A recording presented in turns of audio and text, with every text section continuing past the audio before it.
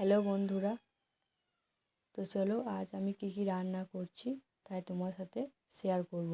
তো প্রথমে আমি দিয়ে দিলাম কড়াইয়ে সরষের তেল, তারপর ফোড়নে শুকনো লঙ্কা 5 ফোড়ন, তারপর পেঁয়াজ কুচিটা একটু ভাজা হয়ে গেলে তার মধ্যে দিয়ে দেবো আমি রসুন কুচি,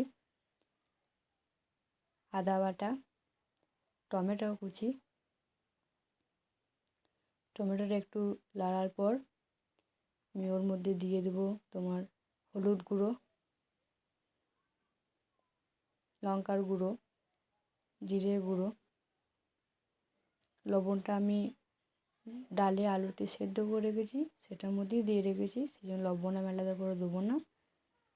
এবার আমি সেদ্ধ করে রাখা আলু ডালটা দিয়ে দেবো তার মধ্যে।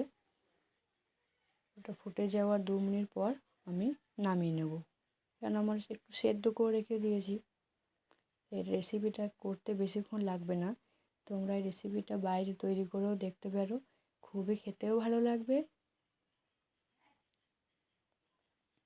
খুবই অল্প সময়ের মধ্যে হয়েও যাবে।